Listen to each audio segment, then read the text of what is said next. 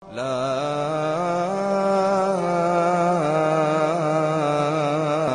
إله إلا الله.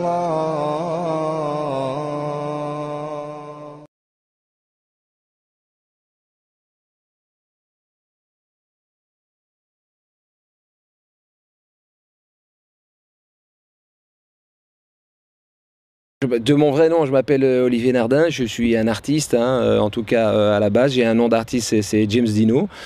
Et j'ai grandi à Waterloo. J'ai 32 ans, mais là je suis sur Bruxelles quand même depuis, je dirais, une bonne dizaine d'années au moins. Et je suis converti à l'islam depuis 2009. Donc ma mère est belge, mon père est belge, il a des origines italiennes. Mon père a grandi à Bruxelles, ma mère a grandi à Bruxelles. Voilà, mon père est commissaire de police, il est retraité, donc il était. Ma mère a travaillé dans les restaurants, elle était serveuse dans les restaurants. Et donc j'ai deux parents instruits, donc c'est-à-dire que mon père est licencié en biologie, ma mère est licenciée en, je ne sais pas si elle est licenciée, mais en tout cas elle a l'équivalent d'un graduat, elle est professeure à la base, elle a un diplôme de professeur. Et j'ai un père qui ne croit pas du tout, qui est totalement athée et totalement scientifique, qui est un homme qui a eu dur aussi dans sa vie qui a ses propres difficultés, mais en tout cas voilà, qui est athée. Bon, je pense quand même qu'il ne se prononce pas, parce que finalement, même celui qui est athée, il y a toujours un doute qui subsiste, donc il ne sait pas. Et ma mère, elle est athée. Je dirais pas que ma mère, elle est athée, parce que récemment, elle m'a pas dit qu'elle croyait pas. Elle a une, comment dirais-je, elle a une haine, pas une haine, le mot n'est pas bon, mais elle a une grosse aversion vis-à-vis des religions de manière générale, à commencer par la religion catholique qu'ils ont, eux, entre guillemets, chassé dans leur temps, c'est-à-dire qu'il y a eu beaucoup d'abus avec le mouvement ecclésiastique. Bon, on sait un peu comment ça s'est passé, et à un moment, le peuple ici a dit, bon, maintenant, dégagez, je veux dire, on constate ici depuis des années que vous foutez la merde, qu'il y a des exactions, qu'il y a du vol de pognon et tout ça, donc maintenant, foutez le camp, dégagez. Et je pense qu'ils ont peur aujourd'hui que ça se reproduise, parce qu'ils ont mis tellement d'années à se libérer de ça et se libérer de ce joug, je vais dire, ecclésiastique, que maintenant, c'est pour ça que je pense qu'ils sont fort fermés à la religion de manière générale, parce qu'ils ont peur que ça reprenne le pli et qu'ils repèrent une certaine dose de liberté, ce que je peux comprendre, parce que moi j'ai grandi là-dedans, et on en parlera tout à l'heure, d'où des fois ma difficulté et mon, comment dirais-je, mon paradoxe personnel dans ce que je vis, et même des fois dans ce que je pense. Et donc j'ai grandi dans ce contexte-là, rien à voir avec la religion. Je n'ai jamais rencontré la religion en dehors de la religion catholique à l'école. Mais bon, tu sais bien comment ça se passe, on est jeune, moi ça te passe là, mais alors on n'a strictement aucun respect pour rien, on s'en fout comme de l'an 40, comme du cours de géographie d'ailleurs aussi. Et donc voilà, et en plus j'ai grandi à Waterloo, donc je n'ai eu aucun exemple islamique, je veux dire, autour de moi. Je veux dire, à Waterloo, des Arabes, il n'y en avait pas. Je veux dire, maintenant, il y en a 2, 3, j'ai vu. Je suis retourné, j'ai dit, qui font là, ceux-là?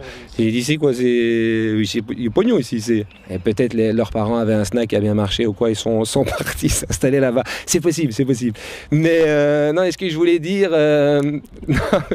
Non, mais c'est vrai que donc, je n'ai pas eu d'exemple, je vais dire, musulman, aucun, en tout cas, durant ma jeunesse et durant jusqu'à mon arrivée à Bruxelles, donc c'est-à-dire assez tard quand même, vers 20 ans, quoi.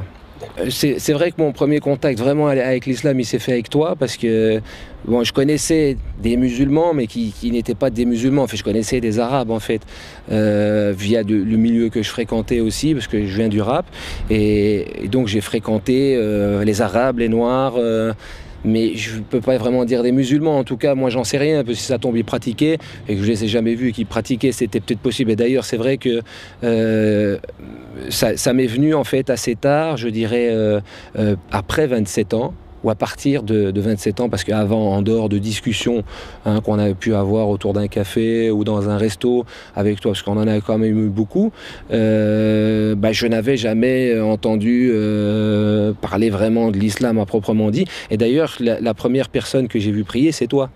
On était un jour chez Pierrot, Et on était tous là réunis, et c'est vrai que toi, il était dans la pièce, il priait, mais juste à côté, tu vois, et on était tous là en train de discuter comme si de rien n'était.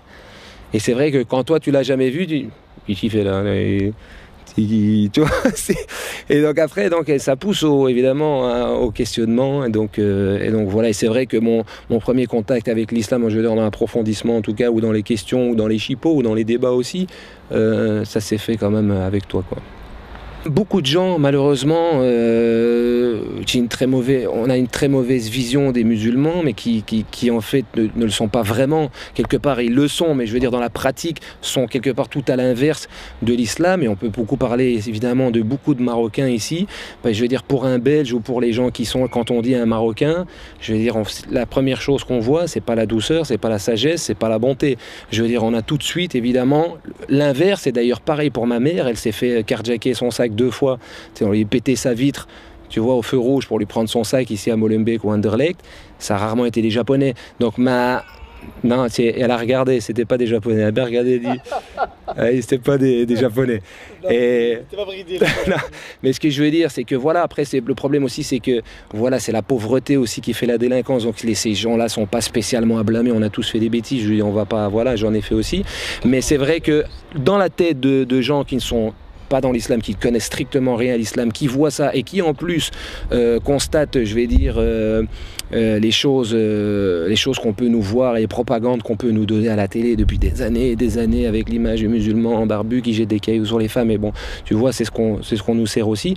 Je peux comprendre, je vais pas dire le racisme de ces gens parce que c'est pas du racisme, c'est une peur, c'est de la xénophobie, c'est de la peur de ces gens-là, c'est de la peur de la violence, c'est de la peur d'être agressé. Et ce sentiment de peur, à un moment, quand il s'exprime avec des gens qui se ressemblent, ça peut se transformer aussi en agressivité, en haine. Et bon, c'est ça, c'est à la fois la méconnaissance et en même temps la peur. Et c'est des gens que je ne blâme pas, parce que c'est un sentiment humain que je comprends. Et quand on a peur ou quand on se sent menacé et qu'on ne connaît pas en plus, on ne fréquente pas, et donc c'est comme ça que les guerres se font, les clans se font. Et donc c'est quelque chose que je peux comprendre, parce que je suis un peu maintenant des deux camps, et c'est quelque chose que je peux comprendre. Donc voilà, c'est pour tout ça, pour expliquer que la vision des musulmans que j'avais, c'était les Arabes de Bruxelles ou les Arabes de France, les Algériens de France, vis-à-vis du ghetto, vis-à-vis du rap et vis-à-vis de ce qu'on a pu voir dans les clips et dans la musique, quoi. En fait, donc je l'ai dit tout à l'heure, ça s'est pas passé à 27 ans, je me suis trompé, c'était à 29 ans, c'était en 2009, donc j'avais 29 ans. Et bon, après avoir eu moult discussions avec toi pendant des années, j'ai trouvé évidemment dans cette religion une logique en fait totale, hein, vis-à-vis de Dieu, vis-à-vis des choses, vis-à-vis du respect des choses. Je veux dire, j'ai compris, c'est-à-dire ce dont on parlait. Je veux dire, l'islam est une religion quand même logique. Je veux dire, beaucoup plus évidemment que le catholicisme, où des fois tu sens qu'ils ont chipoté derrière. Et donc il y a des trucs, c'est vrai. Mais non, mais c'est vrai, il y a des fois des trucs où tu te dis, bon, il y a des fois un manque de logique, tu peux chipoter, quoi. Donc c'est ce que je veux dire. Et donc, mais voilà, j'y pensais en fait déjà depuis un certain bout de temps. Et puis un jour, je me suis dit, bon, ben voilà, maintenant il faut que tu passes le pas. Et donc le lendemain matin, je suis allé à la mosquée du Cinquantenaire. Et donc je suis allé à la mosquée, en fait les bureaux étaient fermés. Et donc j'ai commencé à marcher, tu vois, autour de la ville. Là, il a commencé à dracher, mais quand je te dis dracher, une drache, mais nationale, mais pendant 1 heure, tu vois.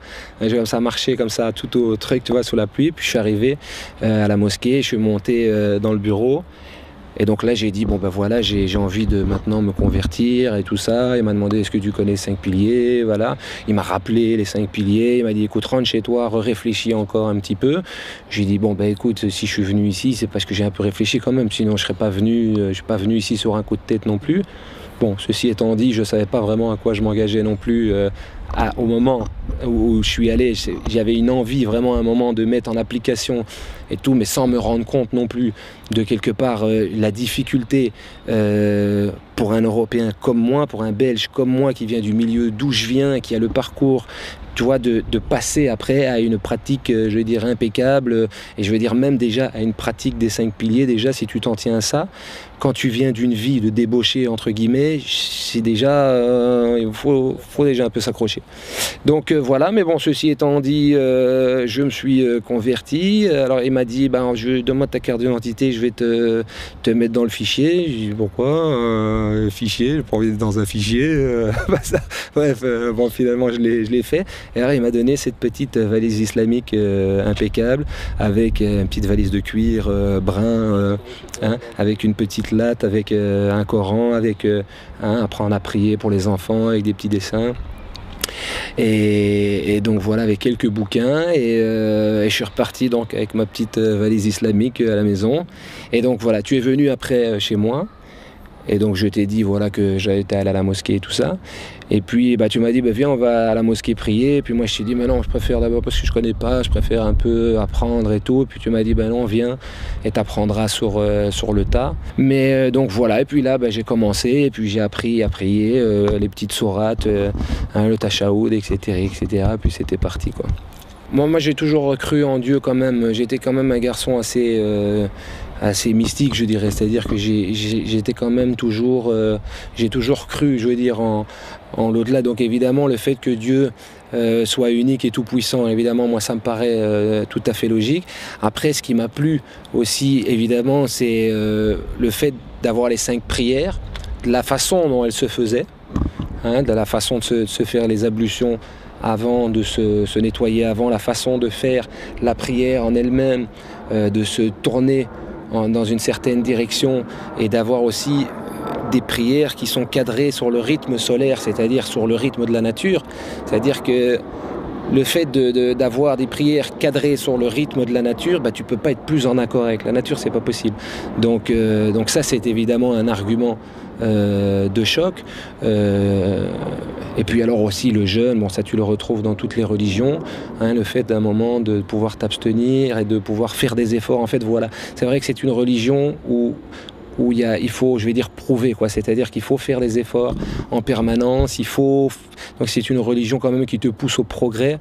Ça te pousse vers l'action, et parce que t'as jamais envie, il faut être honnête, je veux dire, je parle pour moi, j'ai toujours été un fainéant, t'as jamais envie d'y aller. C'est comme quand tu veux aller à la piscine, tu sais qu'il faut y aller, mais t'as pas envie. Donc c'est quand même une religion quand même qui te pousse toujours à y aller. Et alors c'est vrai que les gens me disent souvent ah ouais, mais c'est une religion, c'est toujours le bâton, la carotte, si tu fais un truc on te donne un petit truc à manger, une récompense, et si tu fais mal le truc on te donne une punition et tout. Bon, ça c'est souvent ma mère qui me disait ça, mais je lui disais comment tu as éduqué tes enfants? Je veux dire, tu as aussi éduqué tes enfants à la carotte et au bâton. On éduque les enfants comme ça, tu vois. Donc je veux dire, un enfant, quand tu veux le protéger, d'ailleurs c'est ce que j'explique souvent vis-à-vis des limites, parce qu'en fait c'est une religion qui donne des limites, et c'est très très important. Les limites pour l'humain, on en a besoin pour notre santé mentale. On voit les gens qui ont manqué de père ou qui ont manqué de ce rôle qui est là pour donner des limites. On sent que c'est des gens qui sont partis en schnaps parce qu'ils n'ont pas de cadre, et à un moment, et voilà. Et donc moi, l'exemple toujours que je donne, l'image que je donne, c'est imagine si tu as un jardin avec des clôtures, et que derrière les clôtures, il y a un étang, et que toi, tu as un fils et que tu le laisses jouer dans le jardin. À un moment, tu vas lui expliquer, va pas au-delà de la barrière, parce que il peut t'arriver des bricoles. Après tu vas voir ton fils, il va se rapprocher de cette barrière parce qu'il est curieux, il veut voir. À un moment tu vas venir, tu vas dire écoute, je t'ai dit de pas y aller, et puis après tu vas le revoir, il est en train de monter sur le truc. C'est possible que tu lui mettes une gifle, ou que tu essayes en tout cas de le brusquer, je veux dire physiquement, ou en tout cas plus sévèrement, plus énergiquement, pour qu'il comprenne que s'il reva sur cette barrière, il peut lui arriver des bricoles. Donc tu vas essayer de marquer le coup, mais en fait quelque part pour le protéger, parce que tu sais très bien que s'il passe cette barrière, il va se noyer. Donc c'est des limites qui servent à protéger en fait. Et je pense que voilà, le Seigneur agit comme ça avec nous aussi. Pense qu'il est dur quand même avec nous sur les sanctions qu'il y a et sur les punitions qu'il y a, et sur on va dire les conséquences du fait de dépasser ses limites, mais dans un but d'amour pour nous en préserver quelque part. Et nous, je pense qu'à mon avis, il sera plus miséricordieux peut-être, bon, après c'est une opinion que ça, mais en même temps, il sait très bien qu'on ne fonctionne que comme ça, quoi. Qu'on ne fonctionne quelque part qu'à la punition et qu'à la peur, parce qu'il sait comment il nous a fait aussi, donc il connaît les émotions, et c'est vrai, c'est un truc qui fonctionne. Maintenant, si je devais donner une phrase qui m'avait marqué En tout cas qui moi m'avait marqué, et en rapport avec ce qu'on disait, avec ce que j'avais vu des Arabes et ce que je peux voir des Marocains parfois quand je vois comment les pères éduquent leurs fils, que chaque fois qu'on parle de l'éducation des enfants marocains, on parle de ceinture, on parle de coups, et après on s'étonne qu'ils sont violents dans la rue. Et moi j'ai toujours cité une phrase évidemment du prophète, que la paix soit avec lui, m'a marqué et qui est très importante pour moi et que je répète en fait en permanence. Il disait: soyez doux avec les gens, ne faites pas fuir les gens. Et ça s'adresse aux musulmans aussi, parce qu'il y a énormément de musulmans qui sont durs et qui sont tout à l'inverse de ce que l'islam leur demande, et qui par cette dureté, même une dureté de parole, on ne parle pas d'une dureté de coups, même par cette dureté-là font fuir les gens. Et donc là, quelque part, le boulot n'est pas fait. T'as beau être musulman, te prétendre musulman, faire tes prières, je veux dire, tant que t'as pas compris la douceur, il te manque quelque chose, parce que les choses ne se font qu'en douceur, tu vois. Et donc ça s'adresse à la fois évidemment aux musulmans qui sont trop comme ça, et à la fois aussi surtout, déjà à commencer par les parents musulmans. Des fois que j'ai dit: t'éduques ton gosse, tu vas les mettre des coups de ceinture, j'ai dit: qu'est-ce que tu veux qu'ils comprennent après de l'islam, de la douceur, tu vois, moi ça me paraît fou, quoi. Donc voilà, ça c'est une phrase qui moi m'a marqué, parce qu'il faut s'en souvenir, et parce que l'islam a une image de dureté aussi, de par la propagande, mais aussi de parfois je parle surtout ici en Europe, en France et en Belgique, un comportement de ceux qui sont les représentants de l'islam malgré eux, parce qu'ils le sont de naissance, et qui sont tout à l'opposé de ça, et qui font évidemment fuir les gens, et de la religion et des musulmans, quoi. Mais moi, ça c'est rigolo, parce que ma mère c'est une pure bruxelloise, donc quand je lui ai annoncé en fait que je m'étais converti à l'islam, elle m'a dit comme ça, elle m'a dit: tiens, voilà autre chose. Donc ça situe vraiment, tu vois, voilà autre chose. Donc voilà, donc elle a aucune appréhension. Je veux dire, on a discuté, après on a débattu, je vais dire voilà, et quelque part quand les arguments sont bons, mais je veux dire, ça n'a pas précipité à se dire: ah ouais, je vais peut-être quand même me convertir, quoi. Je veux dire, elle est encore dans un questionnement, et je te dis là vraiment cette aversion qui ont beaucoup de gens de sa génération vis-à-vis des religions en général, parce que je te dis, à l'époque où eux ont voulu se dédouaner de la religion catholique, l'islam existait très peu ici, et il y avait peu de musulmans ici, donc ils ne se sont même pas, posé la question, c'est même pas vis-à-vis de l'islam, c'est vis-à-vis de la religion en termes général. Et moi, les difficultés que j'ai éprouvées et que j'éprouve encore d'ailleurs, c'est vis-à-vis de la langue, en fait, parce que c'est une religion arabophone, et que nous, dans notre adolescence, l'arabe, justement, on l'associait à la rue, au ghetto, au rap ghetto. Et donc, comme moi, je ne l'étais pas, parler arabe, ça faisait un peu, tu sais, le petit flamand qui veut parler arabe, et tu vois, pour se faire bien voir et tout. Ça m'est resté. Et donc maintenant, je n'arrive plus à dire les choses en arabe, tu vois. Donc même dire Inch'Allah, je le dis pas, je le pense tout le temps, en permanence, mais je ne le dis pas. Ni avec ma mère, ni avec les gens, même avec les musulmans que je fréquente, je le dis pas. Le prophète sallallahu alayhi wa sallam, je le dis pas, je le pense tout le temps, mais je ne le dis pas. Saluer les musulmans dans la rue, salam alaikum, je le dis pas. Mais je vais leur dire salut, bonjour, je vais leur dire bonjour gentiment, je vais le penser, mais je le dis pas. Je n'arrive pas encore à le dire. Et pourtant, ça fait 3 ans, j'ai un problème avec ça. Et donc, fatalement, ça me fait fuir aussi, parce que quelque part, ce sont des codes qui doivent être respectés. Je comprends pourquoi. Et en même temps, je n'arrive pas du tout à m'en dédouaner. Et donc, je vais aussi à un moment fuir Voilà, mais ça n'empêche pas que dans l'intention, je le comprends évidemment. C'est-à-dire que chaque fois que je vais parler du futur, je sais. Dans ma tête, je me le dis, et je le sais, tu vois, c'est quelque chose que j'ai dans la tête au quotidien, mais c'est quelque chose qui ne se verbalise pas encore, quoi. Donc ça, voilà, c'est une des difficultés, je pense, en tant que Belge, et en tant que dans le milieu dans lequel moi j'ai baigné. Voilà, voilà. Qu'est-ce que t'a apporté l'islam ? Premièrement, je dirais une hygiène de vie, je veux dire globale, c'est-à-dire que voilà, moi je fumais beaucoup de shit, je fumais énormément de joints, je buvais de l'alcool, j'étais dans un rythme de vie un peu sauvageon, donc ça m'a clairement calmé.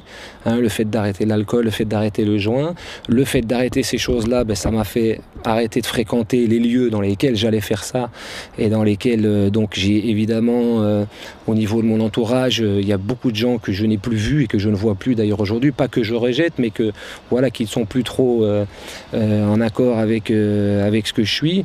Ben, ça m'a apporté l'envie de me caser, je le dirais comme ça, parce que là aussi il y a aussi toute une question, je veux dire, de coutumes et d'histoires qui sont difficiles dans ma position à gérer, mais bon, encore une fois, l'intention y est, c'est d'un moment de se mettre avec une femme et d'arrêter de dire ok, maintenant c'est bon, la femme, le dossier femme, c'est fait, et maintenant il n'y a plus besoin de, tu vois, c'est ça, c'est évidemment quand on dit que le mariage c'est 50% de la religion, c'est pour ça, c'est d'un moment de dire écoute, clôture ce dossier, parce que si tu ne le clôtures pas, tu vas être comme ça, et tu auras toujours envie, et tout le temps en permanence jusqu'à la fin de ta vie, et ça va causer des soucis, il va y avoir des histoires, il va y avoir des trucs et tout, et donc à un moment, clôture le dossier gonzesse, prends-toi-en une. Non, mais encore, mais on peut encore chipoter aussi parce que, par exemple, dans l'islam, sont autorisées donc 4 épouses avec plein de règles, tu le sais, il y a tout un tas de règles que je ne connais pas d'ailleurs.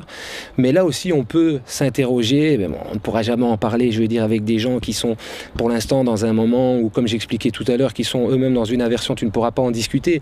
Alors que quelque part ici, beaucoup d'hommes, en cas de femmes, je veux dire, mais de manière totalement sans règle, là pour le coup, sans aucune règle, et là, justement, c'est allez, vas-y que je te la pique, et vas-y que je tique, et pack, et il y a combien de meurtres vis-à-vis de ça, l'autre qui pète un plomb, l'autre qui bazar, et quelque part, si le Seigneur nous les autorisé, c'est parce que je pense qu'il sait qu'on en a besoin aussi, et que, voilà, on reste des humains, et c'est vrai que là, je pense que c'est un dossier très sensible et très compliqué, pour les hommes en général, musulmans ou pas.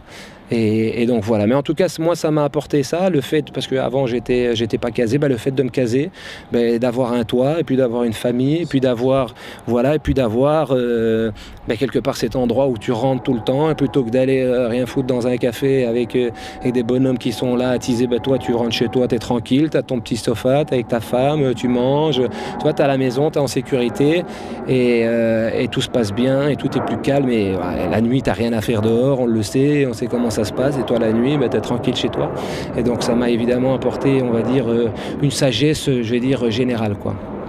Vis-à-vis des non-musulmans, comme je connais, on va dire, l'argument des non-croyants qui ont horreur qu'on les brusque et qu'on leur impose les choses, parce que tu sais qu'on parle toujours de ça, je veux dire, mis à part leur donner des infos, et encore sans leur imposer les infos, c'est-à-dire d'en discuter, et puis s'il y a des questions, ou de placer, je veux dire, une information, mis à part le fait de leur donner des informations qui toi-même t'ont touché et toi-même t'ont convaincu, je vois pas très bien ce que je peux faire, et puis de toute façon on dit Dieu est seul guide, et tu peux rien faire, même si tu vas lui donner tout, si c'est pas, il faut pas, donc, ou si c'est pas le moment, c'est pas le moment, donc je n'ai pas, si tu veux, je ne me sens plus, parce que j'ai eu un peu ça au début, hein, tu veux un peu convaincre tout le monde, non, tu vois, et à un moment tu te dis, bon ils sont en train de me prendre pour un taré, les bonhommes, tout le monde me fouille, tu vois, un peu calmer le jeu, et on va placer une info de temps en temps. Non, mais c'est vrai, quoi. Donc je veux dire, voilà, à eux, je leur souhaite qu'ils soient ouverts aux informations, qu'ils soient ouverts à ça, et que tout se passe en douceur, encore une fois, vis-à-vis d'eux, et vis-à-vis des musulmans. Ce que je disais tout à l'heure, c'est vrai que pour ceux qui sont un peu plus durs, d'essayer peut-être d'être un peu plus doux. On peut même se poser la question jusqu'au style vestimentaire, parce que c'est vrai qu'aujourd'hui, quand tu vis par exemple en Belgique, à la fois il y a la sunna, donc il y a ce qui est recommandé, il y a ce qu'il faut, il y a des choses, une sunna qui est écrite à la lettre, et puis il y a le monde ici, et ce qui est perçu, est-ce qu'il faut faire attention à ce que les gens perçoivent, est-ce qu'il faut être dans la recommandation totale, est-ce que cette recommandation elle est obligatoire ou pas, est-ce qu'on peut pas, tu vois, faire justement trouver un équilibre et une douceur pour faire en sorte que ce soit moins perçu de manière agressive, et donc voilà, donc pour ceux qui sont les plus durs, peut-être leur dire, voilà, soyez un peu plus agréable, je veux dire, avec les gens, et un peu plus doux avec les gens, et je pense que ça rapproche, et quand ça rapproche, on peut discuter, et quand on peut discuter, on peut s'échanger les informations, et de par le biais des informations qu'on s'échange, on peut y réfléchir et peut-être changer son état d'esprit. Donc voilà, et surtout ce que je leur souhaite, comme je le souhaite à moi, c'est de pouvoir respecter, on va dire, le deuxième pilier des 5, mais qui est évidemment presque le plus fondamental, évidemment la prière, et qui est extrêmement dur, qu'on le veuille ou non, à respecter dans sa rigueur et dans son idéal, et de s'accrocher à ça, parce qu'on sait que ça peut monter, ça peut descendre, et qu'on peut vite partir, et que, je veux dire, nul n'est musulman, à partir du moment où tu te déclares musulman, nul n'est musulman, je veux dire, de manière linéaire, et c'est vraiment un combat et un effort quotidien, et bon, on est tous des humains, on a tous des faiblesses, bon, tu vois. Donc je leur souhaite de s'accrocher à ça, et à ceux qui sont jeunes musulmans, déjà de se consacrer à ça avant de commencer à mettre en application des trucs. Voilà, concentre-toi déjà sur celui-là, sera déjà énorme, parce que tu sais que si tu te concentres sur celui-là, le reste découle, je veux dire, de manière plus logique après. Bon, tu vas pas aller t'enfiler 2 chopes si tu sais que tu dois aller à la prière à 17h. Et donc là, du coup, déjà rien que quand tu t'attaches, c'est pas pour rien qu'il est mis en deuxième position, déjà si tu t'attaches à celui-là, c'est ce que je dis aux musulmans convertis, parce qu'ils viennent chez moi, ils me disent ouais mais bazar, la musique, j'ai dit écoute, concentre-toi déjà sur ta prière mon ami, fais déjà tes 5 prières à l'heure, concentre-toi là-dessus, que là-dessus dans un premier temps. Quand le ramadan va venir, si tu fais tes 5 prières, tu seras avec des musulmans, ils vont t'expliquer le ramadan, puis le reste suivra quoi. Mais je veux dire, commence pas à t'embarrasser avec des trucs que tu maîtrises pas, le dossier il est grand, je veux dire, tu vois, commence petit quoi, étape par étape, ce qui est logique quoi. Et ce qui a encore été fait de manière logique, je veux dire, le deuxième pilier, c'est pas le pèlerinage à la Mecque, je veux dire, les choses sont faites dans l'ordre, et elles sont pas faites dans l'ordre pour rien, quoi. Et alors, aussi de dire que le prophète, et que la paix soit avec lui, avait dit aussi que la différence entre le musulman et le non-musulman, c'est la prière, et c'est évidemment un hadith dur pour tout le monde, parce que, je veux dire, si tu t'écartes de la prière, quelque part, tu n'es plus musulman, dans le sens où tu n'es plus soumis à ce que ton Seigneur t'a demandé de faire, quelque part, si tu le prends le truc dans la compréhension, et puis quand tu reviens, tu l'es de nouveau. Et donc,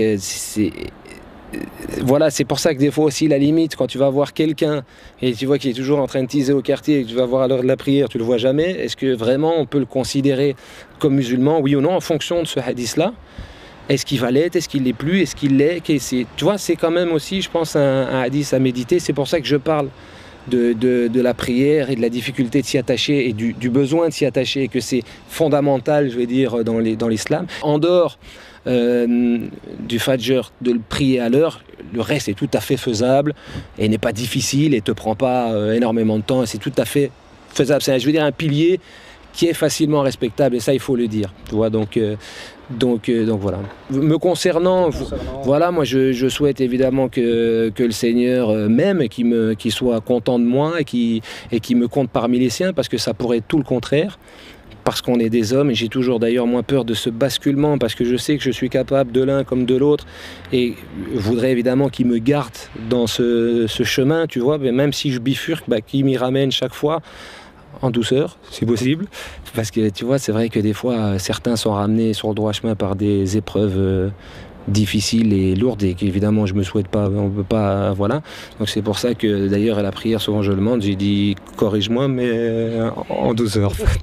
Mais non, c'est vrai que je demande, et c'est logique, et donc évidemment c'est ce que je me souhaite, c'est qu'il me garde sur le chemin, et puis surtout aussi qu'il me et ce que je me souhaite à moi, je le souhaite évidemment aux autres, et ça c'est clair, qui me guide vers les choses par intelligence, quoi. C'est-à-dire qui me guide vers la bonne science, et que, je veux dire, qu'il me donne l'envie d'y aller. Tu vois, qui me donne envie de l'y aller, qui me donne envie de la comprendre, et qui me permette de la comprendre, que je sois pas obligé justement de chipoter, ouais mais pourquoi, moi je trouve pas ça, qu'il puisse me faire comprendre, je vais dire avec intelligence, qu'il puisse me donner l'intelligence d'avoir une logique, et puis que quand je puisse l'expliquer à n'importe qui, que ce soit un musulman ou un non-musulman, ils me comprennent, et que ce soit d'une logique implacable. Donc voilà, quoi, qui me garde et qui nous garde évidemment tous, quoi, même si on sait que, voilà.